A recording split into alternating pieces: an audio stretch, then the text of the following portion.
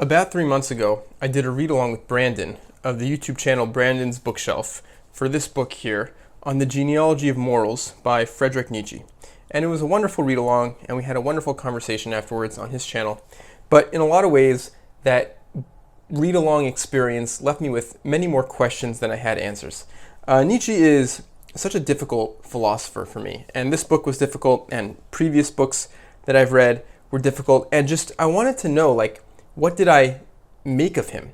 And I think it comes across a little bit on that interview how unsure I was about what to make of Nietzsche and his writing. And so that precipitated about a 3-month long process of really reviewing my Nietzsche, rereading a lot of Nietzsche and texts about him, and trying to sort of make sense and put together a more coherent view on this philosopher and what I think of his ideas. I imagined maybe that at some point I'd be able to make like a single cohesive video about my thoughts. But of course, being the philosopher that he is, being how difficult the subject is, I found that too ambitious of a goal. And so instead, what I decided to do was just take like 5 different perspectives, 5 different lenses on Nietzsche that at different points in time have felt right to me, have felt appropriate, and present those just sort of independently. And I see those as like just different options, different readings that I've taken and people can take. And of course, they're not meant to be exhaustive. Obviously, there might be other ones. And people can emphasize or de-emphasize one or more of these readings as they see fit. But this is just from my point of view, my perspective, 5 readings that I see in the work of Fredrick Nietzsche. And one of the ideas in the writing of Fredrick Nietzsche that I find most exciting, most compelling, most interesting is his idea of the Superman. And that, of course, comes up in Thus Spoke Zarathustra. And I'll read just a little bit about that idea here. So in Thus Spoke Zarathustra, we get this character of Zarathustra who's like a kind of a prophet coming down from the mountain. And what is he coming to teach? What is his message? And so, quote, when Zarathustra came into the next town, which lies on the edge of the forest, he found many people gathered together in the marketplace, for it had been promised that there would be a tightrope walker. And Zarathustra spoke thus to the people: I teach you the Overman, or Superman, or Übermensch, depending on your translation. Man is something that shall be overcome. What have you done to overcome him? All beings so far have created something beyond themselves. And do you want to be the ebb of this great flood, and even go back to the beasts rather than overcome man? What is the ape to man? A laughingstock or a painful embarrassment? And man shall be just that for the overman, a laughingstock or a painful embarrassment. You have made your way from worm to man, and much in you is still worm. Once you were apes, and even now too, man is more ape than any ape. Skipping a bit. Verily, a polluted stream is man. One must be a sea to be able to receive a polluted stream without becoming unclean. Behold, I teach you the Overman. He is the sea. And he goes on like this for a while, and he describes the Superman as someone who's overcoming virtue, overcoming morality, overcoming pleasure and pain, just being sort of beyond all these things, all these structures, frameworks, ideologies, passions that sort of bind us, imprison us in this sort of human existence. And sort of finishing this paragraph here, he says, where is the lightning to lick you with its tongue? Where is the frenzy with which you should be inoculated? Behold, I teach you the Overman. He is this lightning. He is this frenzy. End quote. And then with that, the tightrope walker begins to walk. And so this is a very appealing, powerful idea. You want your philosophy to be something ambitious, something to shake you, out of your slumber. So Nietzsche really fits that mold. He's preaching something explosive here with this philosophy of man is something to be overcome and transcended. Eventually, the tightrope walker falls and dies in Thus Spoke Zarathustra, and Zarathustra sort of goes up to the guy and he like romanticizes this character eulogizes him. And in a way, the Superman is like the tightrope walker, the person who takes risks.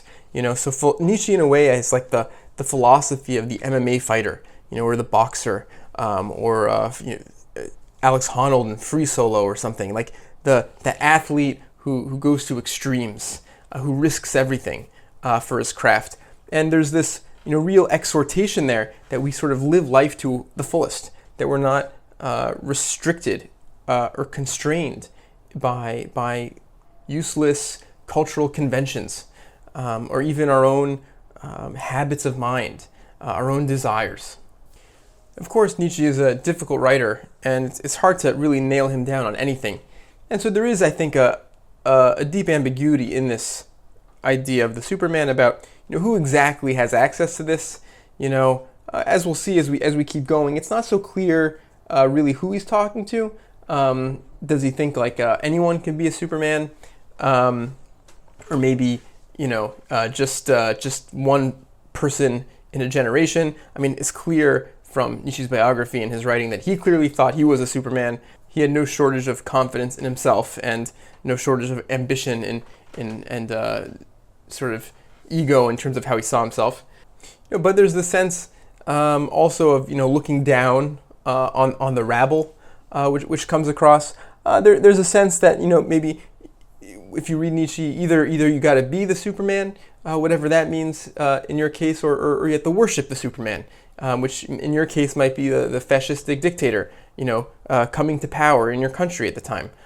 So there is this, I think, core question there about how exactly does this get applied in day-to-day life. In the most generous reading, it means live life to your fullest. Follow your dreams. You only live once, kind of attitude.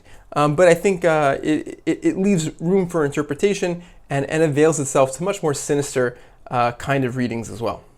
I think a second pillar tenet for understanding the work of Fredrick Nietzsche is sort of just in the title of this book and in the content as well, Beyond Good and Evil.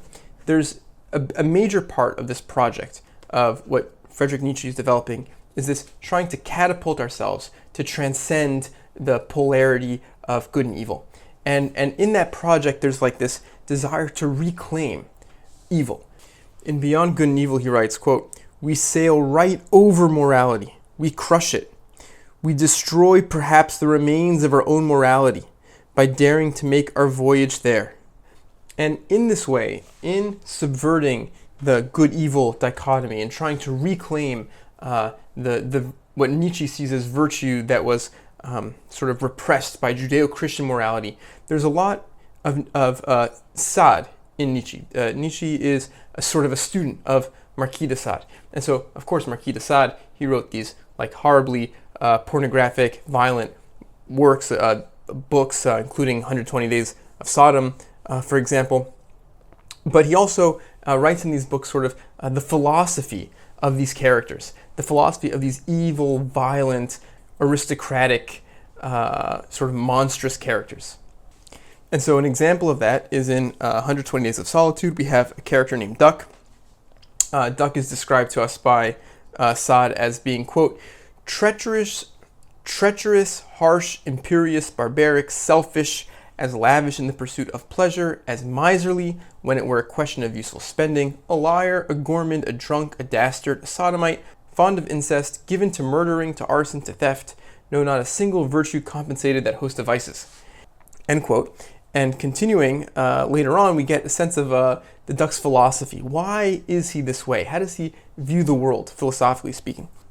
So what Sade does here is he presents the Duck with like a hypothetical objection to his behavior by saying, human beings, they have a morality, right? So let's look at that inside. So, quote, "If one were to raise the objection that nevertheless all men possess ideas of the just and the unjust, which can only be the product of nature, since these notions are found in every people and even amongst the uncivilized, the Duck would reply affirmatively, saying that yes, those ideas have never been anything if not relative, that the stronger has always considered exceedingly just what the weaker regard as flagrantly unjust, and that it takes no more than the mere reversal of their positions for each to be able to change his way of thinking too.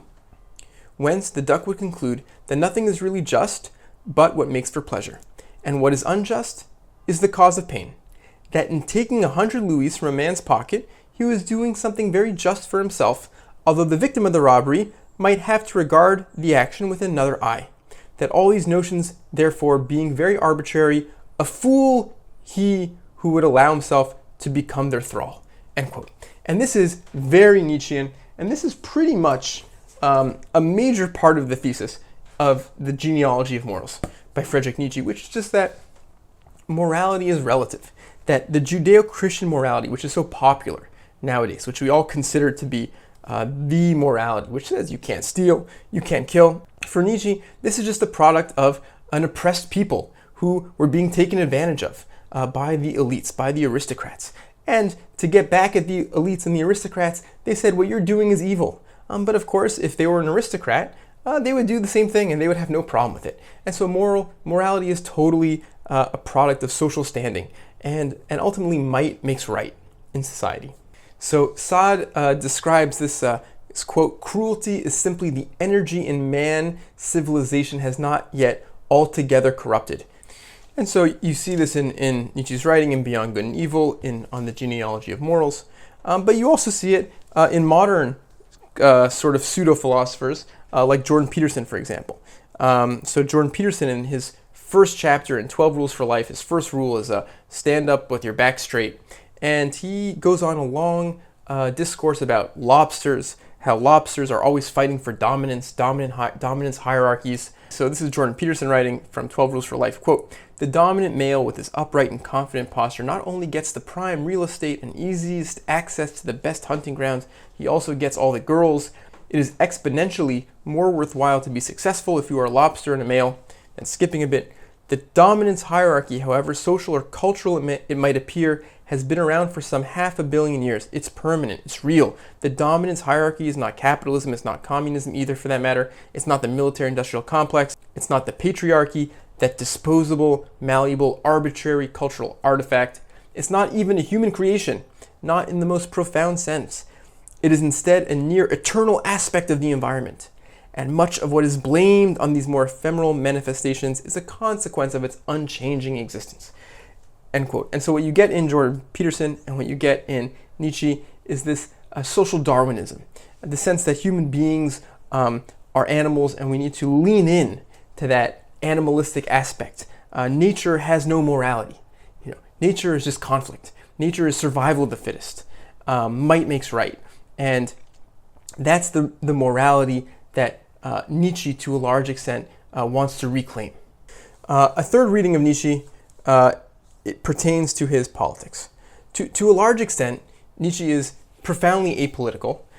He's so individualistic in his philosophy that it's like he doesn't recognize any unit of human beings larger than the individual. And so, in a sense, he speaks a kind of anti-politics. But even in anti-politics, you are acting in the service of certain groups of people. And so in his book, The Story of Philosophy, the historian Will Durant talks about the role Nietzsche played in the German political context around the time that Otto von Bismarck was the Chancellor of Germany and had all these expansionist aspirations for Germany. So Will Durant writes, Nietzsche was the child of Darwin and the brother of Bismarck. It does not matter that he ridiculed the English evolutionists and the German nationalists. He was accustomed to denounce those who had most influenced him. It was his unconscious way of covering up his debts. Skipping a bit, the growing military and industrial vigor of this new Germany needed a voice. The arbitrament of war needed a philosophy to justify it. Christianity would not justify it, but Darwinism could. Given a little audacity, and the thing could be done.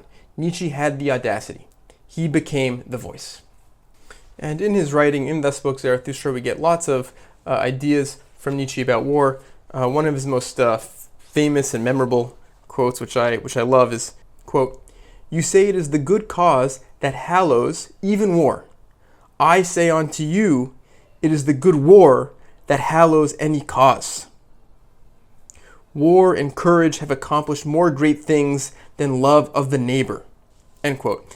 And so for Nietzsche, it's war is the best.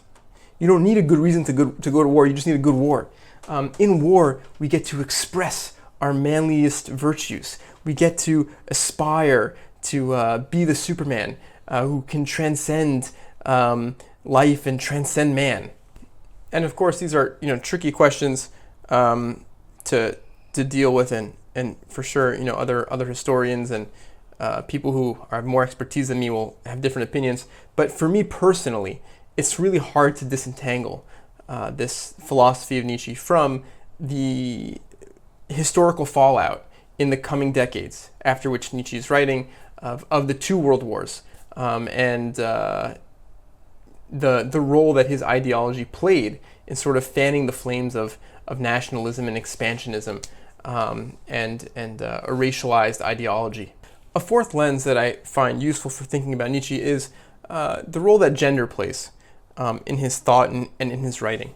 He speaks in this very masculine, hyper-masculine way, really celebrating, romanticizing all the most masculine virtues of courage and blood and bravery. And the flip side of that is he writes in deeply misogynistic ways about women. I think it seems clear to me, I don't know if you or other readers would agree or disagree, but it seems clear to me he's not writing for women.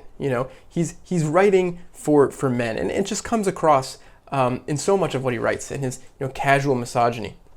In Thus Spoke Zarathustra, for example, he'll throw out lines like, "Even in the knowing love of a woman, there are still assault and lightning and night alongside light. Woman is not yet capable of friendship.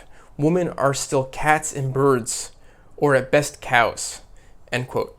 The preface to Beyond Good and Evil starts with this weird introduction about how wisdom is like a woman, such that she can't be understood, and that all the philosophers have failed to woo her and to court her. And then, as now today, this kind of misogyny comes along with a kind of reactionary ideology. This anti-politics, which is anti-progress, which is usually fairly authoritarian and anti-democracy. And even though so much has changed in the over 100 years since Nietzsche's writing, almost 150 years, it's amazing the things that don't change. It's even though Nietzsche's writing in a dictatorship context, not under democracy by any means, under authoritarianism, there's of course still threads of democratic thought in society. And so despite being divided by this huge chasm of time and culture, it's amazing how Nietzsche can sound like he's addressing our own culture war discourse today. So reading from On the Genealogy of Morals here, quote, "The predominance of mandarins is never a good sign, just as little as the advent of democracy, or international courts of peace instead of wars, or equal rights for women, of the religion of compassion, and whatever other symptoms there are of life in decline," end quote. And so what do we make of this character, this mix of misogyny and illiberalism, which is very familiar to us from the culture wars going on, for example, in America today?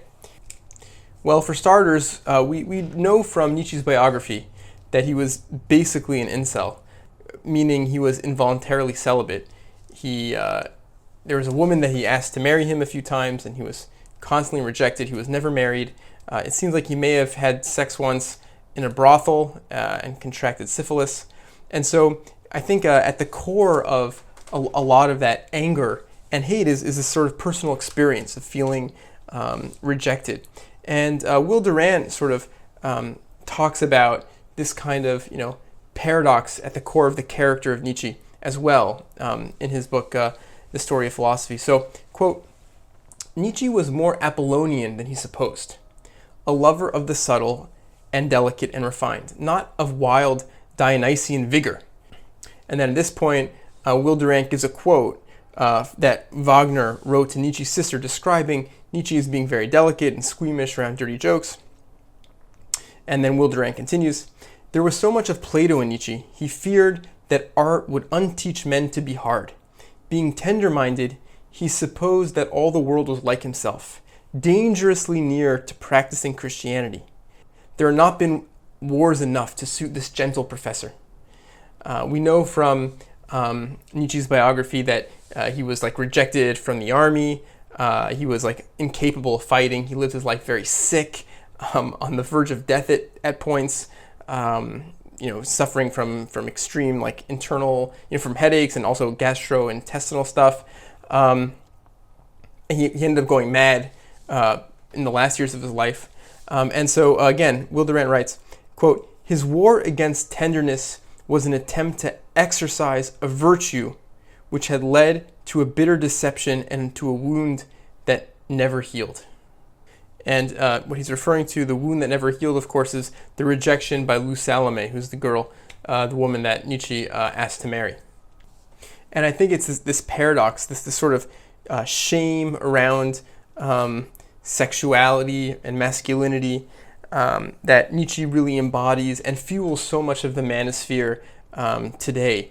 You see it even in Jordan Peterson when he talks about how women have all the power in natural selection and in choosing mates, and can deem men unworthy. There's this incel sense of rejection, sense of unfairness in interpersonal relationships with women.